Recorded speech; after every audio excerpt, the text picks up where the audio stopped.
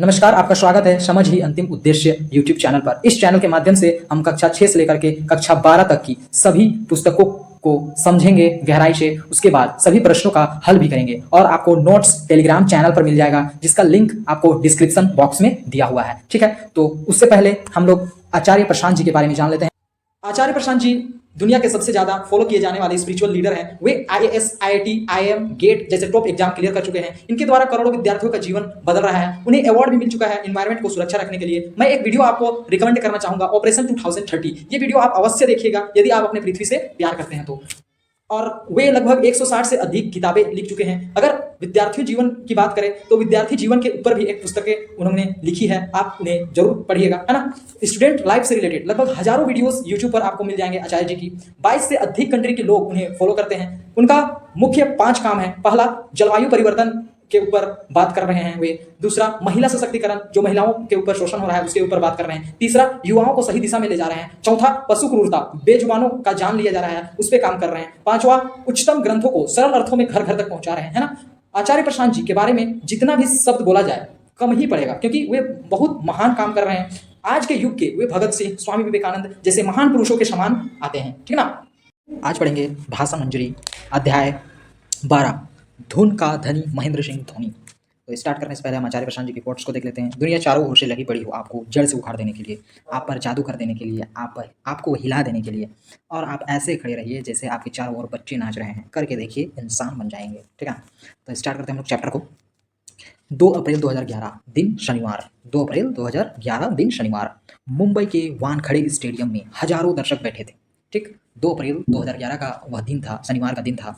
Mumbai Wankhede stadium में दर्शक बैठे हुए थे खचाखच।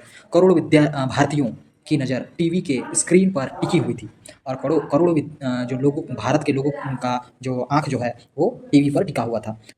क्रिकेट के विश्व कप का फाइनल मैच भारत और श्रीलंका के बीच चल रहा था। किसके बीच? भारत और श्रीलंका के बीच चल रहा था। भारत एक इतिहास दोहराने को आतुर था। ठीक, भारतीय क्रिकेट टीम को जीत के लिए लक्ष्य मिला था 274 रनों का। भारत को कितना रन बनाना था? 274 रन। खेल अंतिम ओवर के रोमांच दौर पर था, ठीक ना। भारतीय क्रिकेट टीम के कप्तान महेंद्र सिंह धोनी और युवराज सिंह विकेट पर थे। ठीक, मैच का 64वां ओवर प्रारंभ होने ही वाला था। मैच का 48वां ओवर स्टार्ट होने ही वाला था। श्रीलंका के कप्तान संगाकार ने गेंद अपने गेंदबाज नुवान कुलशेखरा के हाथों में थमा दी। ठीक, इसके हाथों में थमा दी, कप्तान ने नुवान कुलशेखरा के हाथों में थमा दी। कुलशेखरा के सामने थे युवराज और जीत के लिए भारत को अब चाहिए था मात्र 5 रन। ठीक ना, भारत को कितने रन चाहिए थे? मात्र 5 रन चाहिए थे। तेज कदमों से युवराज ने 1 रन ले लिया। युवराज ने तेज कदमों से 1 रन ले लिया। अब गेंदबाज के सामने आ गए धोनी। पूरे स्टेडियम में धोनी धोनी की आवाज़ गूंजने लगी। ठीक, गेंदबाज ने लिया लंबा रनअप, अब गेंदबाज ने लंबा रनअप लिया, गेंद डाल दी धोनी के सामने। धोनी ने लगाया एक लंबा शॉट, गेंद पहुंच गई मैदान के बाहर। एक खूबसूरत छक्का, और रन कितने चाहिए थे? 5 ही रन चाहिए थे, ठीक ना। और भारत बन गया विश्व कप विजेता। ठीक, 28 वर्षों के बाद पुनः भारत के हाथों में आ गया विश्व कप। 28 वर्ष के बाद फिर से उनके हाथों में विश्व कप आ गया। हजारों प्रशंसक रांची में धोनी के निजी आवास के सामने मौजूद थे। ठीक, शुरू हो गई आतिशबाजियां। धोनी के जय जयकार से पूरा वातावरण गूंज उठा। जश्न का माहौल था, रांची में ही नहीं पूरे देश में। हो भी क्यों नहीं, हमारे देश के ने सन 1983 ईस्वी के बाद सबसे पहले कब जीती थी मैच विश्व कप? 1983 ईस्वी में। 1983 ईस्वी के बाद पुनः क्रिकेट का विश्व कप खिताब जो जीता, ठीक ना, था। मीडिया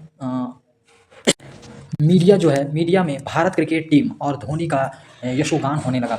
यह सिर्फ एक जीत की ही नहीं, बल्कि एक सामान्य शहर के एक सामान्य बालक के द्वारा अपने परिश्रम और लगन से सफलता के शिखर तक पहुंचने की भी यशोगान था। ठीक, एक रांची, मतलब समझ सकते हैं झारखंड, जंगलों का राज्य, उसमें से एक साधारण बालक ऐसा कर गया, उसके लिए यह प्रशंसा थी। महेंद्र सिंह धोनी अपनी पढ़ाई के दौरान खेलों में भी हिस्सा लेते थे। पहले उनकी रुचि फुटबॉल और बैडमिंटन में थी। वे फुटबॉल टीम में गोलकीपर की भूमिका निभाते थे। अपने फुटबॉल टीम के कोच की प्रेरणा से उन्होंने क्रिकेट की ओर कदम बढ़ाया। फिर क्या था, 10वीं कक्षा के बाद वे पूरी तरह क्रिकेट के हो गए और देखते ही देखते उनकी गिनती रांची के अच्छे क्रिकेट कीपर में होने लगी। ठीक, धोनी के कदम अब आगे बढ़ते ही जा रहे थे। सन 1999 में उनका चयन बिहार अंडर 19 क्रिकेट टीम में के लिए हुआ। सन 2004 ईस्वी में भारतीय क्रिकेट ए टीम के साथ वे केन्या दौरे पर गए। सन 2004 ईस्वी का 23 दिसंबर धोनी के जीवन का एक शुभ दिन था। कब का? 2004 23 दिसंबर। ओके, क्रिसमस से 2 दिन पहले। ओके, 25 दिसंबर क्रिसमस मनाया जाता है, तो 23 दिसंबर धोनी का एक जीवन का सबसे शुभ दिन था, जब वे अंतर्राष्ट्रीय एक दिवसीय क्रिकेट मैच में बांग्लादेश के खिलाफ पहली बार बतौर विकेट कीपर शामिल हुए। एक दिवसीय मैच में अपने उत्कृष्ट प्रदर्शन और छक्के मारने की बेजोड़ शैली की वजह से भारतीय दर्शकों के दिलों पर राज करने लगे। साल भर के अंदर ही उन्हें भारत टेस्ट टीम में भी शामिल कर लिया गया। उन्होंने अपने टेस्ट क्रिकेट जीवन की शुरुआत 2 दिसंबर 2005 को श्रीलंका के खिलाफ मैच खेलकर किया। टेस्ट मैच का शुरुआत कब किया? 2 दिसंबर 2005 में किया, ठीक है ना। धीरे धीरे धोनी भारतीय क्रिकेट टीम के रीढ़ बन गए। एक समय ऐसा भी आ गया जब क्रिकेट के तीनों प्रारूप, जैसे कि टेस्ट मैच, एक दिवसीय मैच और T20 की कप्तानी उन्हें सौंप दी गई, ठीक है। करोड़ों क्रिकेट प्रेमियों के विश्वास पर वे खरे उतरे। आज उनके नाम कई कीर्तिमान हैं, ठीक है ना, उनके नाम कई कीर्तिमान हैं जिस पर देश को गर्व है। वे दुनिया के पहले ऐसे कप्तान हैं जिन्होंने आईसीसी के सभी कप जीते हैं। आईसीसी के सभी कप जीते हैं। सन 2007 ईस्वी में T20 कप, सन 2011 में आईसीसी वर्ल्ड कप तथा सन 2013 में आईसीसी चैंपियन ट्रॉफी, ठीक है। वे भारत के पहले ऐसे कप्तान हैं जिनके नेतृत्व में भारतीय क्रिकेट टीम के 100 से अधिक अंतर्राष्ट्रीय मैच जीते हैं, ठीक है ना। उनके कप्तानी के नेतृत्व में, उनके कप्तानी के दौरान ही 100 से अधिक अंतर्राष्ट्रीय मैच जीते गए हैं। अक्टूबर 2016 ईस्वी में हिमाचल प्रदेश में धर्मशाला में आयोजित एक दिवसीय क्रिकेट मैच में न्यूजीलैंड पर विजय प्राप्त कर धोनी विश्व के दूसरे सबसे सफल कप्तान बन गए। यह मैच भारत का 900वां एक दिवसीय मैच था। भारत का ये 900वां एक दिवसीय मैच था, ठीक है ना। मतलब उन्होंने 900 बार खेल लिया था, ठीक है। सन 2016 ईस्वी के सितंबर महीने में महेंद्र सिंह धोनी के जीवन पर आधारित बायोग्राफी फिल्म रिलीज हुई है, ठीक है, जिसका नाम क्या है? MS Dhoni the untold story. 2016 ईस्वी में के सितंबर महीने में ये फिल्म रिलीज हुई है, ठीक है, द अनटोल्ड स्टोरी। इस फिल्म का ट्रेलर जारी करने के दौरान अपनी यादें साझा करते हुए उन्होंने कहा कि स्कूल के दिनों में मैं शरारती नहीं था, ठीक है। स्कूल के दिनों में वे शरारती नहीं थी। वहाँ फुटबॉल, क्रिकेट, बैडमिंटन आदि सभी कुछ खेलता था। हमारे बनर्जी सर फुटबॉल तथा और क्रिकेट दोनों के कोच थे। 7वीं कक्षा में उन्होंने मुझे विकेट कीपिंग के लिए चुना। फिर 8वीं में मुझे बल्लेबाजी का मौका मिला। देखिए, यहाँ हम लोग एक चीज़ देख पा रहे हैं कि भारत में तो जो सर्वश्रेष्ठ होते हैं उन्हें मौका दिया जाता है, भले ही वो झारखंड से क्यों ना हो और भले ही कहीं से क्यों नहीं हो, ठीक है ना। अगर आप अच्छा प्रदर्शन करेंगे तो आपको तो नेतृत्व करने के लिए मौका मिलता है। लेकिन सबसे बड़ी बात क्या है कि यहाँ विद्यालयों में, बहुत से विद्यालयों में अभी भी क्या हो रहा है कि खेल पर उतना ध्यान नहीं दिया जा रहा है। ना वहाँ कोच भेजे जा रहे हैं, ना बच्चों को, क्योंकि झारखंड नहीं कह सकते हैं, सरकारी स्कूल में पढ़ने वाले विद्यार्थी जो होते हैं वे किसान के या मजदूर के मतलब मेहनती होते हैं। वे कुछ भी इतने अच्छे से खेल जगत में अच्छा प्रदर्शन कर सकते हैं, लेकिन स्कूलों में ना ही खेल का कोई प्रदर्शन होता है, ना ही खेल के लिए उन्हें कोई प्रोत्साहित करते हैं, ना कभी आगे खेल के लिए लिया जाता है। ऐसा कुछ होता ही नहीं है, जिसके कारण हमारा देश में बहुत कम मेडल आ पा रहा है, ठीक ना। अभी चीन में सबसे ज़्यादा मेडल आता है, गोल्ड मेडल, भारत में बहुत ही कम आता है। तो इसका कारण यही है कि शुरू में कोई प्रोत्साहित नहीं करते हैं, ना ही कोई मदद करते हैं। बाद में जब कोई जीत जाता है तो उसका बड़ा यशोगान होता है, ठीक है ना। ये हमारा भारत का थोड़ा कमी है, ओके। यदि इसे अगर भारत कमी को पूरा कर लेती है तो भारत जैसा मेडल लाने वाला देश कोई होगा ही नहीं आने वाला दिन में, ठीक है ना। ज्ञान और खेल के ऊपर यदि भारत काम कर ले तो सबसे बेहतर हो जाएगा भारत, ओके। तो देखिए, फिर 8वीं में मुझे बल्लेबाज का मौका भी मिला। 7वीं में उसने विकेट कीपर करना शुरू कर दिया था। 8वीं में उसे बल्लेबाज का भी मौका मिल गया। महेंद्र सिंह धोनी का जन्म 7 जुलाई 1981 ईस्वी में हुआ था। 1981 ईस्वी को रांची झारखंड में हुआ था, ठीक है। कहाँ हुआ था? रांची के झारखंड में हुआ था। मूल रूप से उत्तराखंड के अल्मोड़ा के रहने वाले उनके पिता श्री पान सिंह रांची स्थित मेकोन नामक संस्थान में कनीय प्रबंधक के पद में सेवानिवृत्त थे। वे कहाँ के थे? उत्तराखंड के थे, लेकिन वे उनके पिताजी मेकोन में क्या थे? यहाँ पर संस्थान में सेवानिवृत्त थे, जिसके कारण वे यहाँ रहते थे। उनकी माता का नाम श्रीमती देवकी देवी है। आज भी उनका परिवार रांची में ही रहता है। धोनी यहीं पले और बढ़े हैं, ठीक। धोनी यहीं पले और बढ़े हैं। आज वे हमारे प्रांत के गौरव हैं, हमारे राज्य के क्या हैं? गौरव हैं। और उन्होंने पूरी दुनिया में रांची तथा झारखंड को एक नई पहचान दी है, ठीक। ये तो वास्तव में सही बात है, क्योंकि मैं भी कहीं जाता हूँ तो झारखंड, रांची बोलता हूँ, तो सबसे पहले वे लोग बोलते हैं कि धोनी के एरिया से, हाँ, ऐसा, ठीक है ना? तो झारखंड और रांची को पहचान देने वाले धोनी जी ही हैं, ठीक है ना? धोनी जब 12वीं कक्षा में पढ़ रहे थे, ठीक है ना? तब की एक घटना है, परीक्षाएँ चल रही थी। परीक्षा के दिनों के बीच में ही एक दिन उन्हें मैच खेलना था और मैच के अगले ही दिन परीक्षा थी, ठीक है ना?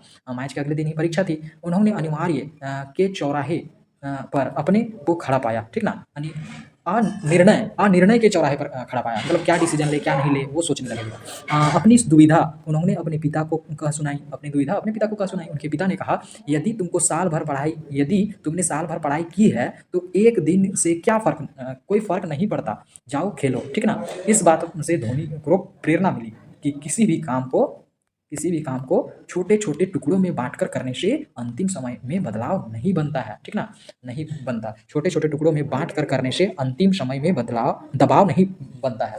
अगर हम लोग जैसे कि डेली जो पढ़ाई हो रहा है, अगर उसको डेली कंप्लीट करते चलेंगे तो एग्ज़ाम के टाइम में हमें लोड नहीं होगा। उसी तरह किसी भी काम को, यदि आप खेल जगत में हैं तो डेली प्रैक्टिस कीजिए, डेली आप मेहनत कीजिएगा, तो जब लास्ट दिन जब आपका होगा, फाइनल डेट जब होगा, तो आपको ज़्यादा मेहनत करने की ज़रूरत नहीं होगा, आपको दबाव नहीं पड़ेंगे, ठीक ना? यह बात जीवन के हर क्षेत्र में लागू होती है, पढ़ाई या खेल, ठीक? आगे, क्रिकेट के मैदान में धोनी एक कप्तान के रूप में बहुत ही सफल रहे हैं। उनकी सफलता के पीछे उनके संघर्ष करने का माददा और विषम परिस्थितियों में भी नए प्रयोग करने से ना हिचकिचाना। वे विषम परिस्थितियों, कठिन परिस्थितियों में भी नया-नया प्रयोग करने से वे हिचकिचाते नहीं थे। खेल के दौरान कई बार वे चौंकाने वाले निर्णय लेते थे, ठीक है ना? खेल के दौरान वे कई बार चौंकाने वाले निर्णय ले लेते थे। दबाव के क्षणों में भी वे बल्लेबाजी का क्रम बदलने और अनियमित गेंदबाजों को बॉल थमाने में वे नहीं झिझकते थे, ठीक? इसके लिए कई बार उन्हें आलोचनाओं का भी सामना करना पड़ता है, परंतु वे घबराते नहीं हैं, बल्कि अपने कार्यों का पुन पुनर्मूल्यांकन करते हैं। वे पुनर्मूल्यांकन करते हैं, मतलब फिर से उसे सुधार करते हैं और उनको देख-रेख करते हैं। शांतचित्त धोनी मितभाषी है, शांतचित्त से बात करने वाले धोनी जी हैं। प्रेस कॉन्फ्रेंस में भी उनकी भाषा संयत रहती है, मतलब शांत, उतना हड़बड़ाते नहीं हैं। वे विवाद से स्वयं को दूर रखते हैं, ठीक ना? वो ज़्यादा इंटरव्यू सब में जाते नहीं हैं, इसलिए तो उन्हें कैप्टन कूल भी कहा जाता है। वे ज़्यादा विवाद में लड़ाई झगड़ा, वे शांत एकदम कूल व्यक्ति हैं, ठीक है? उनमें एक अच्छे कप्तान के सभी गुण हैं। वे टीम के सभी सदस्यों को साथ लेकर चलते हैं। अपने साथी खिलाड़ियों को पूरी क्षमता का उपयोग करने की कला उन्हें मालूम है, ठीक है? कौन-सा खिलाड़ी के ऊपर क्या क्षमता है, उस खिलाड़ी का क्षमता को उपयोग करने का पूरा इनको मालूम रहता है। वे टीम के वरिष्ठ खिलाड़ियों का सदा सम्मान करते हैं, जो बड़े खिलाड़ी हैं उनका हमेशा सम्मान करते हैं और नए खिलाड़ियों का हौसला बढ़ाते हुए उनको अपनी क्षमता प्रदर्शन का भरपूर अवसर प्रदान करते हैं। नए खिलाड़ी को अवसर प्रदान करते हैं और वरिष्ठ का सम्मान भी करते हैं। अपने साथियों प्रशंसकों के बीच माही नाम से लोकप्रिय धोनी का प्रशंसकों की मांग पर गेंद की बाउंड्री से बाहर का रास्ता दिखाने में भी कोई सानी नहीं है, ठीक है? अपने साथियों और प्रशंसकों के बीच माही नाम से लोकप्रिय धोनी का प्रशंसकों की मांग पर गेंद को बाउंड्री से बाहर का रास्ता दिखाने के लिए कोई सानी नहीं है। भारतीय सेना ने 2011 ईस्वी में महेंद्र सिंह धोनी को मानद लेफ्टिनेंट कर्नल का पद प्रदान किया, जिससे सेना में शामिल होने का उनका बचपन का सपना पूरा हुआ, ठीक है? वे बचपन से ही क्या चाहते थे? सेना में शामिल होना चाहते थे और उनका सपना भी पूरा हो गया। खेलों में उत्कृष्ट प्रदर्शन के लिए उन्हें राजीव गांधी खेल रत्न पुरस्कार 2008 ईस्वी में एवं पद्मश्री पुरस्कार 2009 ईस्वी में प्रदान किया गया है, ठीक? धोनी ने अपनी कप्तानी में सन 2011 ईस्वी में 2011 के क्रिकेट वर्ल्ड कप जिस बल्ले से खेलकर भारत को जीत दिलाई थी, वह बल्ला 72 लाख रुपए में नीलाम हुआ, ठीक है? वो कितने में नीलाम हुआ? 72 लाख रुपए में नीलाम हुआ। जो बल्ले से उन्होंने खेला था, वह बल्ला 72 लाख रुपए में नीलाम हुआ, ठीक है? नीलामी से प्राप्त संपूर्ण राशि उन्होंने साक्षी रावत फाउंडेशन को दे दिया, जिसे उनकी पत्नी अनाथ बच्चों के लिए चलाती है, ठीक है? अनाथ बच्चों के लिए चलाती है, ओके। भारत का पाकिस्तान के साथ खेला जाने वाला कोई भी मैच सदा रोमांचक और उत्तेजना से भरा होता है। आईसीसी वर्ल्ड कप 2020 के फाइनल मैच में अपने परिचित प्रतिद्वंदी पाकिस्तान को हराने के लिए धोनी सदा याद किए जाएंगे। धोनी सदा मैच जीतने के लिए और टीम को ध्यान में रखकर खेलते हैं, ठीक है? उनकी गिनती दुनिया के श्रेष्ठ मैच फिनिशरों में होती है। महेंद्र सिंह धोनी मोटर बाइक के दीवाने हैं। फुटबॉल से भी इनका बचपन से ही लगाव है। फुटबॉल को बढ़ावा देने के लिए इंडियन सुपर लीग में उन्होंने एक टीम भी खरीदी है, ठीक? धोनी ने भारतीय रेल में सन 2001 ईस्वी में सन 2003 ईस्वी तक सन 2001 से लेकर 2003 ईस्वी तक खड़गपुर रेलवे स्टेशन मतलब 2 साल क्या किया था, खड़गपुर रेलवे स्टेशन में टीटीआई के रूप में भी अपना सेवा दी। क्रिकेट के प्रति गहरे लगाव के कारण उन्होंने रेलवे की नौकरी छोड़ दी और पूरी तरह क्रिकेट से होकर रह गए। इसके बाद की कहानी उनके धैर्य और लगन से अपनी मंजिल प्राप्त करने की कहानी है। धोनी का जीवन तभी सभी के लिए प्रेरणा का स्रोत है। ठीक है। पाठ में क्रिकेट खिलाड़ी महेंद्र सिंह धोनी के जीवन की उपलब्धियां और प्रेरक प्रसंगों का रोचक वर्णन है। हमें धोनी की जीवन से अपना कार्य ईमानदारी और लगन से करने का प्रेरणा मिलती है। यह पाठ खेल में हार जीत को खेल भावना से स्वीकार करने और विषम परिस्थितियों में भी धैर्य रखने के लिए प्रेरित करता है। पाठ यह भी बताता है कि सफलता प्राप्त करने के लिए नए प्रयोग करने से नहीं डरना चाहिए। सफलता प्राप्त करने के लिए नए प्रयोग से कभी नहीं हमें डरना चाहिए। ये हमें धोनी से सीखने के लिए मिलता है। ठीक है। अब पढ़ते हैं हम लोग अभ्यास पाठ से। धोनी का जन्म कब हुआ था?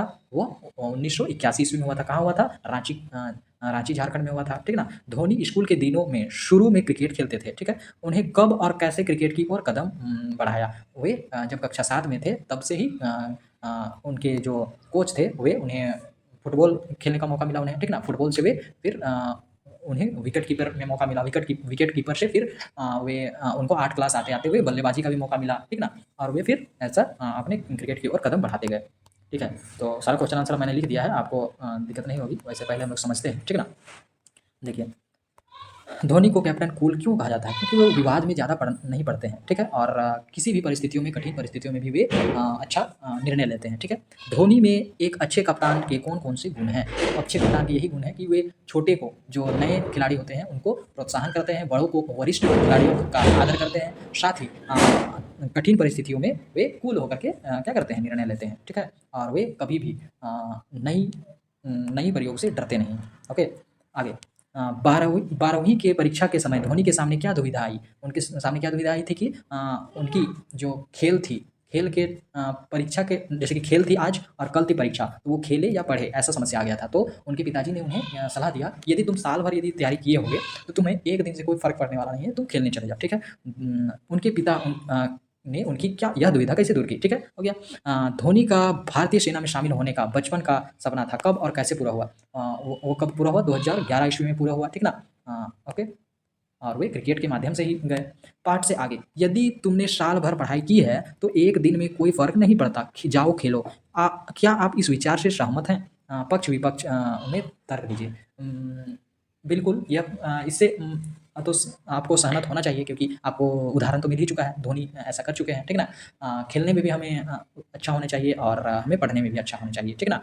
तो क्या है कि इसका और एक गलत तर्क भी ये भी निकल सकता है कि हमें रिवीजन क्या करना चाहिए? रिवीजन करने के लिए समय अपने के लिए चाहिए होता है। जिस दिन परीक्षा होता है उस दिन से एक दिन पहले, ठीक है, तो उसके लिए भी ज़रूरी है। तो हमें खेल को भी देखना है, ऐसा मेंटेन करना है हमें कि खेल को भी देखना है और पढ़ाई को भी देखना है। ये नहीं कि खेल के चलते पढ़ाई छूट जाए और पढ़ाई के चलते खेल छूट जाए। ठीक है।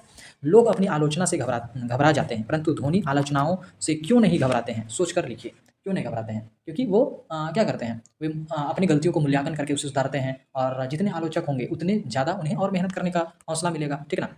एक दिवसीय क्रिकेट मैच का विश्व कप विश्व यहाँ पर देखिए, हाँ, एक दिवसीय क्रिकेट मैच का विश्व कप दूसरी बार भारत ने कब जीता? यह कब जीता था? इस मैच में भारत ने किस देश को हराया?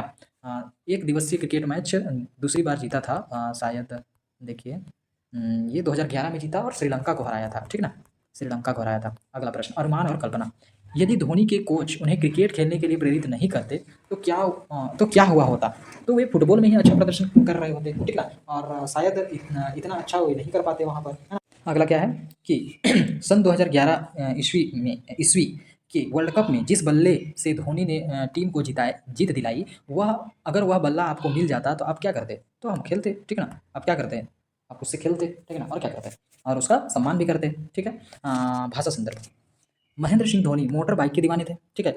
फुटबॉल के भी इनका बचपन से ही लगाव था। फुटबॉल को बढ़ावा देने के लिए इंडियन सुपर लीग में उन्होंने एक टीम भी खरीदी थी। यहाँ motor bike, football, Indian super league, team इत्यादि शब्दों का प्रयोग किया गया है। ठीक है। ये सब शब्द प्रयोग किया गया है। ये इंग्लिश का शब्द है, लेकिन हिंदी में भी डायरेक्ट प्रयोग कर दिया गया है। ओके, यही बताना चाह रहे हैं। आगे देखिए, दूसरे पेज में प्रयोग हुआ है जो अंग्रेजी भाषा के शब्द हैं। हिंदी में अंग्रेजी भाषा के ऐसे अनेक शब्द का प्रचलन है जो कि हिंदी में दूसरी भाषाओं से भी अनेक शब्द आए हैं, वे हिंदी के अपने शब्द बन गए हैं। ठीक है, फुटबॉल ये इंग्लिश शब्द है लेकिन हिंदी में अपना शब्द बन गया है। पाठ में आए अंग्रेजी के ऐसे शब्दों की सूची बनाइए और कौन कौन सा प्रयोग हुआ है शब्द उसका सूची बनाना है। ठीक है, तो देखिए ये आपको जैसे कि देखिए रनअप, ठीक है ना, रनअप ये हो गया। हौसला, हौसला तो नहीं होगा है ना, ये नहीं होगा। बाउंड्री, अच्छा ये किसका प्रश्न है, देखते हैं हम लोग। हाँ, क्या क्या और आया है ऐसा शब्द उसे आपको खुद से ढूंढना है। ये क्वेश्चन मैंने शायद नहीं बनाया है, ठीक ना, आप खुद से ढूंढ लीजिएगा। ओके, और क्या क्या ऐसा शब्द यूज हुआ है, जैसे कि स्कूल होगा, ठीक ना, स्कूल भी क्या है, एक इंग्लिश वर्ड है लेकिन हिंदी में डायरेक्ट यूज किया जाता है, ठीक ना। तो ऐसा बैटिंग, ठीक ना, तो बैटिंग तो यहाँ नहीं बोला गया है, बल्ले ही कहा गया है। ठीक है, अगला, तो आप समझ पा रहे होंगे कि ऐसा शब्द ढूंढना है आपको चैप्टर से जो कि इंग्लिश शब्द है लेकिन उसको हिंदी में यूज किया गया है। ठीक है, क्लियर है। निम्नलिखित शब्दों को पाठ में ढूंढिए, ठीक, उनका अर्थ समझिए। ये जो शब्द हैं इनको पाठ में ढूंढना है और इनका अर्थ समझना है। अब स्वयं सोचकर इनसे वाक्य बनाइए। ठीक, रनअप, रनअप क्या है, रनअप मतलब दौड़ना, रन बनाने के लिए।